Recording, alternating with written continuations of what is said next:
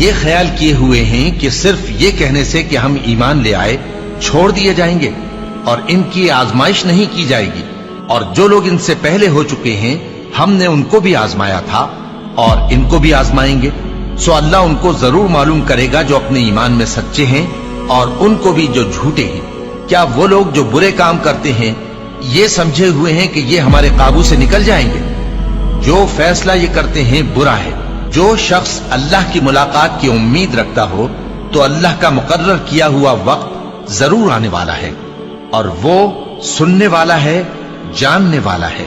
اور ہم کسی قدر خوف اور بھوک اور مال اور جانوں اور میووں کے نقصان سے تمہاری آزمائش کریں گے، اور صبر کرنے والوں کو بشارت سنا دو کہ ان لوگوں پر جب کوئی مصیبت واقع ہوتی ہے تو کہتے ہیں کہ ہم اللہ ہی کا مال ہیں اور اسی کی طرف لوٹ کر جانے والے ہیں۔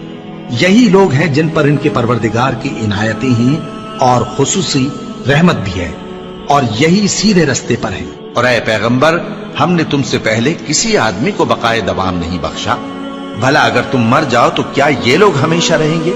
ہر شخص کو موت کا مزہ چکھنا ہے، اور ہم تم لوگوں کو سختی اور آسودگی میں آزمائش کے طور پر مبتلا کرتے ہیں، اور تم ہماری طرف ہی لوٹ کر آؤ گے۔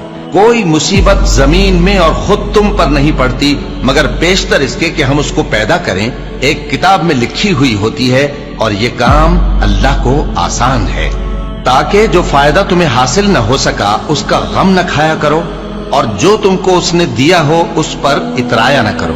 اور اللہ کسی اترانے اور شیخی بگاڑنے والے کو دوست نہیں رکھتا، اور ہم نے تمہیں ایک دوسرے کے لیے آزمائش بنایا، کیا تم لوگ صبر کرو گے؟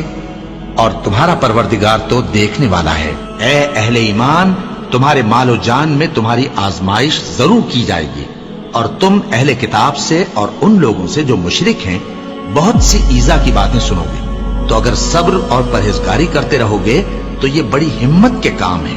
کیا یہ دیکھتے نہیں کہ یہ ہر سال 1 یا 2 بار بلا میں پھنسا دیے جاتے ہیں، پھر بھی توبہ نہیں کرتے اور نہ نصیحت حاصل کرتے ہیں؟ اور جو مصیبت تم پر واقع ہوتی ہے سو تمہارے اپنے کرتوتوں سے، اور وہ بہت سے گناہ تو معاف کر دیتا ہے۔ اور تم زمین میں اللہ کو عاجز نہیں کر سکتے، اور اللہ کے سوا نہ تمہارا کوئی دوست ہے اور نہ مددگار۔ کیا تم یہ خیال کرتے ہو کہ یوں ہی بہشت میں داخل ہو جاؤ گے؟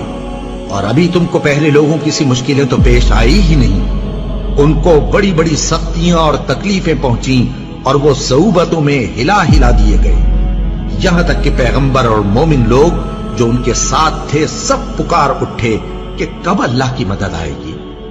دیکھو، اللہ کی مدد ان قریب آیا جاتی ہے۔ اللہ کسی شخص کو اس کی طاقت سے زیادہ کا ذمہ دار نہیں بناتا۔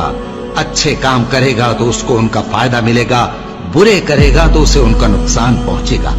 اے پروردگار، اگر ہم سے بھول یا چوک ہو گئی ہو تو ہم سے مواخذہ نہ کیجو۔ اے پروردگار، ہم پر ایسا بوجھ نہ ڈالیو جیسا تو نے ہم سے پہلے لوگوں پر ڈالا تھا۔